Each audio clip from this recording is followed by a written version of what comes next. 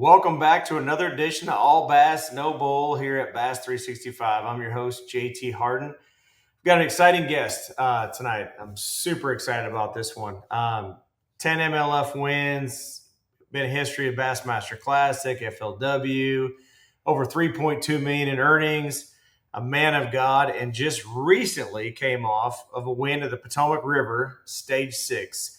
So without further ado, I'm going to bring on one of the best guys I know, Mr. Ott Defoe. Hey JT, how are you, buddy? I'm doing good. How you been? Doing pretty good, man. Doing pretty good. Looks like a nice evening in Tennessee there. It sure is. Yeah, we've not quite as hot today, thankfully. We've had a couple days that it didn't get to 90, so we've tried to enjoy those. But it's been a warm one, but pretty warm summer all in all. But yeah, definitely a nice evening out here and just enjoying that. We actually had some homemade ice cream a little bit ago. Oh, Kicking back, so. man, that brings back memories of the old childhood right there. Yeah, that's What, we've did you do it the actually. old fashioned, or you got the automatic one now? Oh no, got the automatic one. And I mean, I'm no homemade ice cream making expert. This is our first take at it, and it was pretty good. So we'll definitely be doing it again. Oh, kids are gonna love that. Oh yeah, no doubt. And mom and dad, if they get. yeah, if they get any, yeah, that's true. Yeah. So congratulations, man, on the last win at the Potomac. That was pretty awesome to watch in dirt shallow. That was awesome. Yeah. Thank you. I appreciate that. Let me kick that up there just a little bit.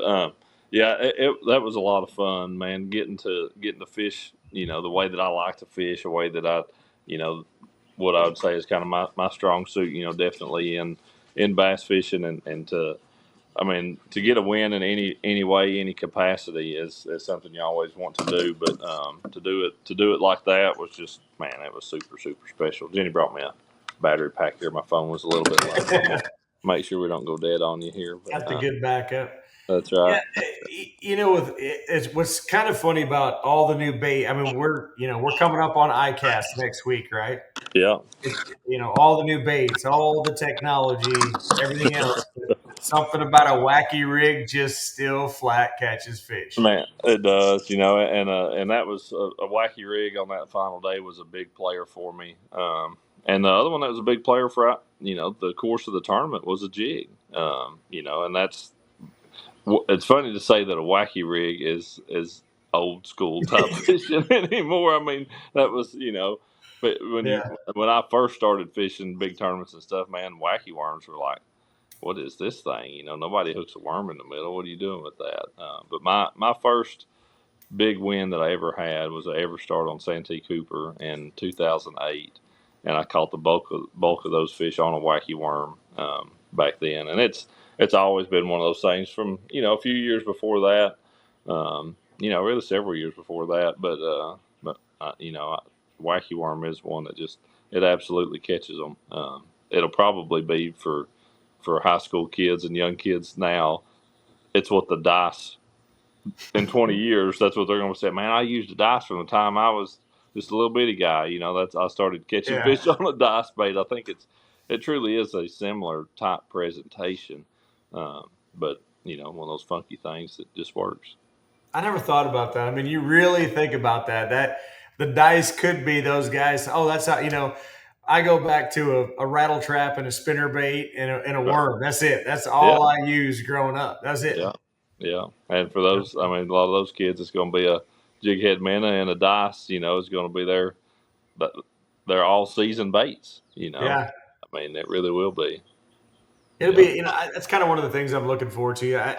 You know how it is. It goes to ICAST. Everybody's like, "Oh, how is ICAST?" You're like, "I don't know." You know what I mean? You're in meeting, or for you guys, you're signing autographs and you're going from sponsor to sponsor to sponsor. Yeah, you saw what your sponsor has, but you didn't really get to see anything else. No, you don't. And it is. It's such a busy show, and that's Jenny will be there with me this year again, and great. We go from booth to booth on Wednesday, and then Thursday we're busy till about half the day, and thankfully at that point we can kind of bug out of there. But man, it's a day and a half as hard as we can possibly go, and it's one of those kind of deals. I would love to get to walk around and see the rest of the show, but I can't move in the building. I mean, typically it's not a Bassmaster Classic or a Red Crest or something like that, but it's almost like that anymore. Where there's where I can remember the first few that I went to, it was pretty much a business event. Is really what was going on, You were there to get money. yeah, yeah. I mean, it was a true trade show. Yep. Now it's so much more of a content production, and with that becomes, hey, come on, can I get your picture over here? Hey, I mean, that's I don't want to sound like I'm just complaining about that, but to your point, to try to get around and actually experience the show, it becomes pretty much impossible to do. Yeah, that's my goal this year. Is as we're not doing social media management anymore. So which is thank you, Lord. So it's like I don't have to work on it. So my goal is to try to actually walk that floor a couple Right. times, see some, but it's the same thing. You're talking to everybody, and I want to see the technology because it's changing so fast, and Hmm. the baits that are coming out, you're like you look at it going, man, that's really cool, but what does Yeah. it mimic or stuff like that? And I think it's all learning because it's fun to go out and practice it and try it, Right. because that's what I try to do is I try to we all want to go catch fish, so you always go to your strength. Oh, I'm not catching anything, I'm going to go back to my strength. It's like, no, stick with it and try to learn. It's not Yeah. easy. Yeah, no, and that it is. iCast is a good place to see that stuff that's new and it's different. But then to your point, you can actually talk to somebody who has used it and does have experience with it and can say, hey, these are the times when it should work. Here's experience I've had with it. Obviously, your experience may be different with it, but it does give you that confidence versus just picking up this new bait and being like, okay, I'm going to try it like this, fish with it for 15 or 20 minutes. It doesn't do much for you. But if you're like, hey, no, this is not really the right conditions. When this happens, I'm going to, give it an hour, give it 2 hours, and try to figure it out. And yeah, that is a good place to kind of get that kind of background on stuff, and really, then you could dedicate the time to it and feel like you're doing it in a way that's right. Well, and I think, I mean, with all the live broadcasts and social media more, I mean, I don't think you guys have any more secrets. No, no, there's really not. I mean, there truthfully isn't. Like, and there's no reason, in my opinion, to try to keep a secret. I mean, because it's going to end up biting you in the butt. Like, I mean, and I'll make no bones about it. Like the should be pretty easy to tell. The the jig that I caught a lot of my fish on is Potomac River is not a jig that I'm sponsored by. Obviously, if it was, I would have shown it to the camera a lot and I would have talked about it a lot. It is what it is. Like, Yeah, I wish that it was, and maybe we'll have something that's similar to it in the future. Um, but I also wasn't going to show one that was my sponsor's jig just in a picture in a photo gallery and say, hey, this is the jig I caught them on. When I'm not going to show you the one when I pull it out of the fish's mouth actually on live and show it to the camera and prove to you, because I lose because credibility. you have integrity. Yeah, I lose in credibility at that point, and you lose that once, it's gone forever. So, and Yeah. that's more of preaching to other upcoming pros and other anglers out there that with the live coverage, with social media, with all that stuff, the way that it is, don't lie about it. You don't have to promote something that you're not sponsored by. Don't do that either. But don't lie about it, because it's just going to come back to burn you. I hope you're all listening out there, especially you high school anglers, you college anglers. That I can't give any better advice than Ott did right there. That's one thing that when I first really started covering and working with a lot of you guys, I was kind of like, well, you're sponsored by this, but it's fishing. It's you're every brand doesn't have everything that's going to catch them. The water condition, the clarity, the depth, the color, the temperature. There's Yeah, so many little variables, and it could be a shad spawn. It could be whatever's going on in that lake. You yeah, might not have that from your sponsor. It doesn't always work, but as a guy that works on the back end of sponsorships, respect that. yeah, I mean, because it's like we don't want anybody to ever lie. I'm with you on that. It's not like, hey man, just don't go, hey, this is what I'm catching on. It's not my bait, but right, but exactly. yeah, yeah. It is, and it was funny. Some of the guys were like, I've not heard somebody say no, they wouldn't take a picture of something before because it wasn't, it wasn't a bait that they were going to take out of the box and tie on just for the picture to try to have a picture of something that they could promote. And that's, I've got great relationships with my sponsors, with Bass Pro on that side of the bait stuff, and with Rapplin, Terminator, VMC, all that the whole group on all the rest of it. And that's the good part of it. Those companies know that when I'm saying I caught them on something, they know that I caught them on it. And if I'm having to be generic, well then hopefully that's a place that eventually maybe it's a void we can fill. Well, that's you've never held back. You've shared your Christian beliefs and your Christian faith. I mean, you and your wife, your YouTube channel, I love watching it. Thank you. I comment all the time on there, and I mean, Yeah. it it says a lot about who you are and how you want to raise your kids and what you believe the sport and what you put back into it. It means a lot. I mean, I respect that a lot. I appreciate that. I appreciate that, and that's for us being Christians is that's at the core of who we are, and sharing our faith. That's as a Christian, that's what we're called to do, and it's more than just the words we say. It's the way we walk, and and the way we interact with others and stuff. And that's we take that serious, and then we do. Very glad that our kids are believers and want to lead them in the way of Jesus and try to share him any way we can. I found out, I figured out, I guess, fairly early on in fishing that God could be glorified through my fishing. Like I always loved to fish. I loved to fish tournaments, from the time I was real young. But I just, because I love to fish, like I didn't think of any bigger picture in it. But I come to see, around the time when I started fishing on the FLW tour, and going to focus meetings and watching other guys who were believers and open about their faith, that man, that there were events we went to and those guys would share, and I started going to some of the Meet the Pros and different events, and I was like, man, there were people getting saved through that. And because there was a bass fisherman that came and spoke, and people who would have never came to any kind of church function, any type of Christian function otherwise, if it wasn't if there wasn't some fishing going on with it. And that was what kind of opened my eyes that fishing could be bigger than just me having a cool job. And that once I felt a bigger calling with it, tried to embrace that and follow in that. Amen. It's more than just fishing. We use that one a lot for us around here. It absolutely is. Absolutely is. So you got stage 7. You guys got your break now, and I think stage 7, Saginaw Bay. What's Yep. the last one? What's your hopes for Saginaw Bay? Yeah, I went into stage 6, at Potomac in 27th, and the in the points race. So I'm not going to win Angler of the Year this year, but I was only 2 places inside Red Crest. So I went up there honestly just hoping to have a top 20 finish and get in a good spot for Red Crest, to make that last tournament kind of take the stress off. But having obviously having a win up there, looking at it now, I'm locked into Red Crest, so very thankful for that. And that kind of leaves the door wide open now going into Saginaw, because man, I'm locked in Red Crest. I'm not in the Angler of the Year race. I'm just going to try to win again. So I'm pumped. That's one of those situations that honestly doesn't always happen.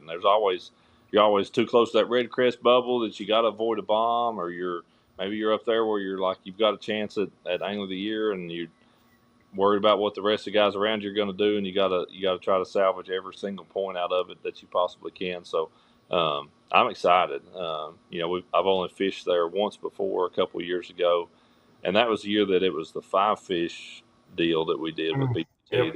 the one year of that. And I made a top 10 up there. I don't remember where I finished, 5th or 6th, I think. But yeah, that was the year that Matt Becker won Angler of the Year, and Jacob and I actually tied for 2nd, and he beat me on the tiebreaker. But yeah, that was that one was a stressful tournament, obviously because being right in there, in the race for Angler of the Year. But yeah, it is. It's a cool place. It's a neat fishery.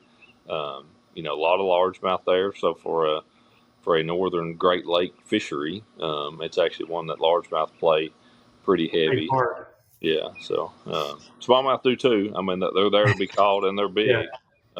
but there's not the numbers of them at a St. Clair or a Erie or all the St. Lawrence, all the rest of those kind of places. It's you know the bulk of the people getting checks, the bulk of the people probably in the top 10 will come from largemouth. So, but the winner may be smallmouth. So it's one of those kind of deals, and it depends on the weather. Those make it fun though. I Yeah, love I love and I love a fishery where you have spots, smallmouth and largemouth, where you don't know. I mean, like I live on Table Rock and yeah, we've got everything here. So it's yeah, like I love going out and being able to catch a mixed bag and see what you're gonna get. yeah, absolutely, and that's what we've got.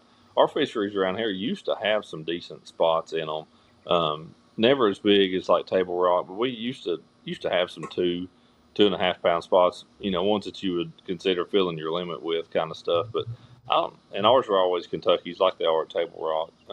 But I don't know. Our spotted bass population is not what it used to be for some reason. But we've got a lot of two species lakes. Smallmouth and largemouth. But yeah, I no, told my it's wife if we ever move, the only place I'd move from here would be East Tennessee. That's it. yeah, That's pretty yeah, much it. Because whenever we retire, we're going to be live. We don't live on the lake full time. We go down. We're about an hour and 20 minutes from house to house. But okay. I want to be on the water. You know what I mean? Yeah, yeah, and that's where we live out here. We're on the river, and man, got a boat ramp right here to go put the jet boat in and be able to fish right out here, right out of the backyard on the river. And that was always a dream of mine growing up.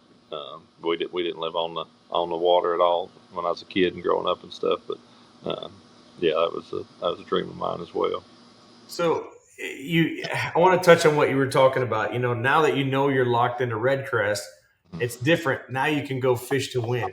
Mm-hmm. So maybe explain to people that there's a difference because now you can cut loose. You're fishing to win. Does it change your mentality? Because man, it's all about points. I got to catch fish.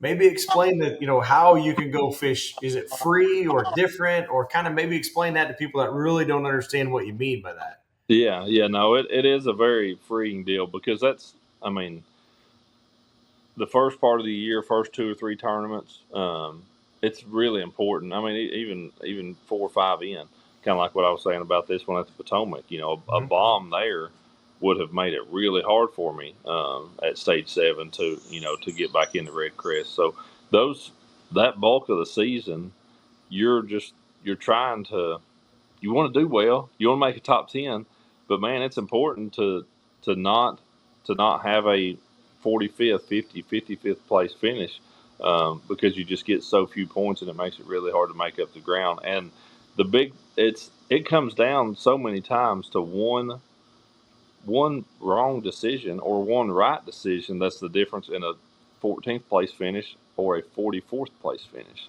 Um, it's really not that much, and that can happen. That decision could have happened in practice. It could have happened, first or second day of the tournament. Those decisions are really easy to make. Or really difficult to make to avoid that at times. But it just takes one bad decision to lead you down the wrong path, and one good decision to completely turn everything around and really really make your whole tournament and kind of make your whole season. So, and it's one of those kind of deals where like going up to Saginaw Bay, I can I can do kind of whatever I want to. I can say from the get go, I'm going to take all the electronics off my boat and I'm going to raise my trolling motor as absolutely high as I can possibly get it. And I'm going to do nothing but try to cover as much shallow largemouth water as I possibly can. And if that's what I want to do, I can decide that before I ever leave the house. Or vice versa. If I want to put on a 75-inch shaft trolling motor and go out and regardless of what the waves are doing and want to go out there and fight it and try to catch smallmouth, I can do that too because that's the neat thing with this tournament, like what we were saying. There will be guys do well with both, either species. And but it is one of those kind of places that's big and it's vast, and in my opinion, you almost have to say, I'm gonna lock in on this one because with only 2 days of practice, you're not going to have time to figure out both. You're just not. Right. So you've got to kind of decide going in, and it puts me in a good place because I can say, hey, this is what I want to do, and then I can go look for completely off the wall stuff, either stuff that's really further away, or try to spend 3 hours trying to get into a backwater, a river or something that's feeding in that. Um, it could be very time consuming, but very rewarding if you do. Yeah, those type of riskier situations that when you're trying to just play it safe and just have a 25th place finish, you're probably not going to do. I get it. Oh, absolutely. And it's one of those fisheries. I mean, one of the things I've loved about this year, is just the format. I mean, I love the way that you guys changed the format. Mm-hmm. I mean, I've texted Boyd personally several times, said, "Dude, I love it." I Yeah, mean, not that he did everything, but I'm just yeah, you got the period, you don't have the period, you've got the green light, you got the red light, you got the gray light. You just don't know, and all of a sudden you see somebody in 38th, ding ding ding ding ding ding, there's yeah, climbing, or you see the opposite. yeah, It's yeah, made it fun. yeah. It really has, and it's I mean, I don't know how long what you typically go on these. We could talk about forward facing sonar from now till midnight, but We've been keeping this whole that it's called All Bass No Bull because we're trying to keep everything positive on this yeah, podcast. yeah, absolutely. But no, but that's it is. It's the black hole of every podcast anymore that you could talk about till you're blue in the face, Yep. and it's. But I at the basis of it, and when we first started talking about limiting it, or if it was banning it, or whatever it was, I I and I felt this way, and some of it's personal, and then I'll share as to why. I hate banning anything. I hate banning anything. I hate that the Alabama rig's banned. I also hate that jet boats are banned. I hate that we can't switch boats throughout the course of the season. Like Yeah, if depending on it's the water fishery. yeah, if it's within the state, local, and federal laws and Coast Guard approved, we should be able to do it. Now, some places you could only have one hook on an Alabama rig. Well, we should only be able to have one hook in those places on the Alabama rig. Whatever the state law is. Whatever the state law is. Like if it's allowed by law on that water, I wish we could do it. Like I I love that idea. I wouldn't hate if we could run a 300.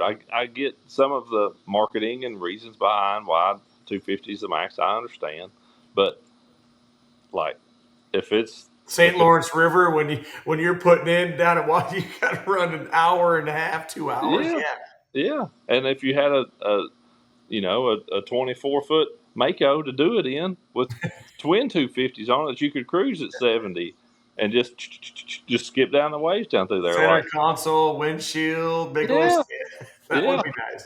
yeah. So I mean, but some of it I understand. I've had enough of those conversations with the powers that be to understand why some of that stuff is. But yes, at the basis of it, and I get that being able to show up in a 26-foot boat with Yeah, 300s on it is like there's Lake of limiting the factors. Ozarks. Yeah, yeah. There's limiting factors, and you want it to look pretty even across the playing field. But yeah, I do. I hate banning. I hate banning something. I hate banning something that actually is, I don't want to say feasible, but achievable for everybody. And it does. A lot of that basis, I mean, I'll be completely honest. It goes back to the fact of I love to fish out of a jet boat, and jet boats cost way less than bass boats. Jet boats cost less than the amount of electronics people put on bass boats anymore. So you could sell all your graphs and buy a jet boat. So yeah, if you wanted a second boat, so that's where a lot of it comes from. But yeah, I do. I like, that was kind of a bit of a rant, but I like our format. I like that we can use it one period. It shows the guys who have a really strong skill set with that are able to use it, but it's not all you're going to see all day as the viewer watching. They're still going to win tournaments, because of it. And we saw that, first couple tournaments of the year at Conroe, at Murray. Murray was a real strong example. At Conroe, you still had to catch some fishing. Like Yeah. the fish were biting good enough there, that you couldn't just rack up a bunch on your forward facing period and then coast to the wind. Murray, it's kind of the way it was, but it made it a nail biter down the end because it's like Yeah. if somebody catches I think it was Jacob. If Jacob catches one or two, he's going to pass Drew. So I mean, it was just they were so neck and neck because they only got to use it 2.5 hours, and they were just right there together. And just a fish or two would have made all the difference. So I And have been fun. that one did come down to it, like you said, that exciting last 10 minutes or whatever, But there's all those other times where somebody's winning by 40 pounds or 50 pounds. It's not, Mm-hmm. Mm-hmm. I mean, when you guys were on, was it Red Crest? Yeah, Red Crest on Grand Lake. Mm-hmm. When it came down to you just did not know till the last minute when Lane rolled in there and had it. Yeah, That made absolutely. it kind of exciting. Yeah, no, it But the definitely. format's good. It's one of the things like I kind of that same thing of hunting. My background's in the hunting world too. And it's like hunting with a crossbow, hunting with a bow, hunting with a rifle, hunting with a muzzleloader. I'm like, man, if it's legal, I don't care. Right. If you want to hunt over a feeder, if you want to hunt high fence, if you want to do whatever, I don't care. As long as it's legal and you enjoy doing it, That's right. do it. Yeah, absolutely. Yeah, that's as long as it's legal, it's above board, it's within the rules, it's within the regulations. Man, I don't see why it should be limited, anywhere else. What's your like? How do you feel about your guys' team events? Are you like? Do you love those? Because man, everybody I've talked to, like when you guys did the whole headset one too, Oh yeah. they came to Stockton here in Missouri and came to and B Height and Brent Ayler were coming by here and talking to me. And it just seems like everybody enjoys those team events a lot. They're a lot of fun. And the 3-man deals with the headsets and stuff. It was fun, and that was a neat take on it. But I mean, from the get go, when they said team event, I mean, two guys in a boat together. That's a team tournament. Yep. And that's a team event. And the problem, honestly, and what we ended up running into, if you watched many of those 3-man teams and then boats, they were never close, almost never. A team got down, like they were out of it. I mean, halfway through the day, because we generally fish fairly small bodies of water. There were 3 teams of 3 out there. That team got on something like, man, they were probably going to be able to keep anybody else from doing it. Yeah, because you could be on the other side of the lake, but you told them exactly what you were catching on, how you were catching them. Go to this point, gravel point, whatever, and it was boom, dialed in. Before you know it, you've locked up the whole zone. That's in play, and you've got the best pattern. And so it made it not as, I don't know, maybe not as compelling, not as competitive or something. But yeah, the 2 guys in a boat deal. It's a lot of fun. And all those events, when it was the selects, when it was the cups, and then when it changed to the teams, like those events are fun for us anyway, because they're not our regular season stuff. There's definitely some money on the line. There's some good money on the line, but it's No not points. of points of trying to make a championship of all those things. It's like you're showing up to win. And the other side of that, such a big part of it, JT, is the fact that we're going with no practice. You don't know where you're going. You just got to load your stuff up, drive to whatever town they tell you. You can't do any research. And that, for whatever reason, is so, as odd as it's going to sound, so less stressful. I mean, because you don't feel like this guy in this boat over here knows anything that you don't know. Now you get somewhere and it's like, oh well, we're in Oklahoma and I'm fishing against Zach Burge. Well, he's probably fished here before, but he hadn't lately, and we all know how much stuff changes and that kind of thing. So it's that part of it's nice, but it's the fact that there's no other stress other than trying to win that day, and we all know that anything can happen any day of the week on a body of water, and no information, not knowing where you're at. It's a fun way to compete. And then the fact of now it being 2 guys in a boat together. And I've had the honor last year got to fish with Andy Montgomery, and we won ours, and then fished with Alton Jones Jr., and we came in second in the one that we fished together. But then for this next one, Andy and I are fishing in the September event, so I was able to get Andy again for this one, and we'll have the draft at the next tournament. I'll be able to. Spoiler alert! I'm going to pick him again, so we're going to be able to do that. So yeah, you two have absolutely no fun while you're in the boat either. no, not at all, not at all. And I've spent as much time around Andy in recent years, almost as I have my own brother that's a couple years older, and then I've got a brother that's a lot older. But I mean, Andy and we can finish each other's sentences, so we know what the other one's thinking. They don't even have to say it like we and we fish a lot. We Same. fish very, very similar, but in very complementing ways. And I think like that event up there in Wisconsin was a great display of that, of how, he was skipping a jig or throwing a bladed jig, and I was throwing a wacky worm most of the time. Um, but just there's no ego involved in it.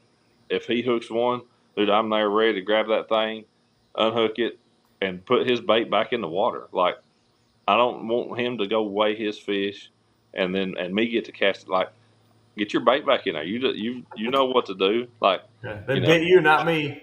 right, right. So I mean, it's that there's no I in team, and we definitely embrace that when we fish together. That's so. That was one of my questions. Was going to be, who past, present, or upcoming rookies, or somebody that's coming up. Would you want in your boat for any team event? Yeah, yeah. I mean, it'd definitely be Andy. I mean, just the way we fish together, we mesh together really well like that. And again, just kind of going back to that format, he's made for the amount of events that he fished in Cup and team style, but especially if you went back to the Cup where it was individual days, no practice, you would have to really look to find somebody who won more rounds, not necessarily championships, but who won more rounds than Andy Montgomery. Yeah, he only won one. It was actually here in Knoxville. He won one Cup event here. But man, he won so many rounds in that format.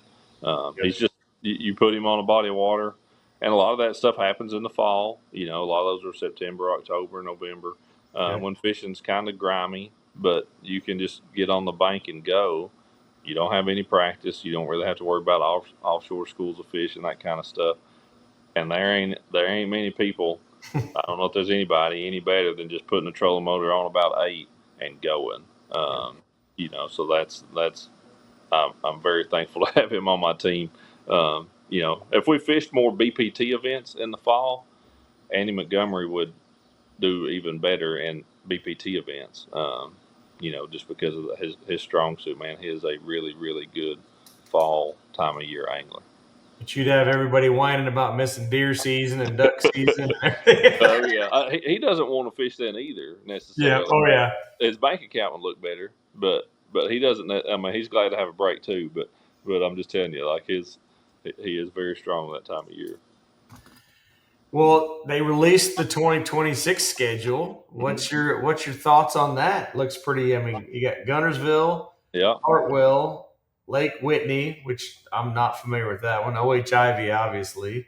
Red Crest, not announced. Beaver Lake, right down the road from me. Orange Lake, Grand Lake, and Lake Erie. So two of my areas in there. But yeah. But we've this year, like 6 of the 8 tournaments were within a 4-hour drive of my house. that's They're not nice. next year. Yeah. Yeah, they're definitely not next year. But no, it is a neat schedule. It truly is. We're going to some places that are, I don't want to say off the beaten path, but certainly off the major trail radar. And I love that. It's so hard to do. I mean, I've been fishing professionally for 20 years at this point. It's so weird to say. But that is. I remember watching a video a while back when you were talking about how you just wanted to give up. It wasn't going to work. Yeah. And then boom, it took off.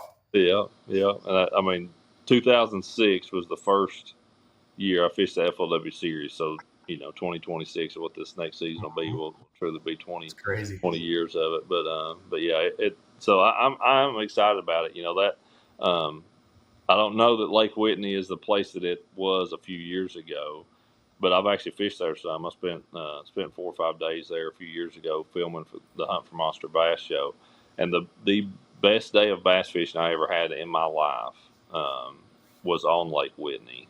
Now that was in the fall when you wouldn't really think that would happen, but I had 5 that weighed 38. I had 2 over 8. I had a 7, and I had like 5 or 6 6-pounders. Um, it was really really awesome. But then the cup that I won was on Lake Whitney as well, and that would have been in 21, I think 21 or 2. Um, but we fished one there based out of Waco area, and we fished like that on that one. A couple days of it are going to be on Lake Waco, um, and that's the same with the other Texas event. You know, the first couple of days are on Ivy, and the last couple of days are on Brownwood, which is where those two lakes are where we fished a team series event last year. The one I fished with Alton Jones Jr. We fished on Ivy, and then we fished on Brownwood.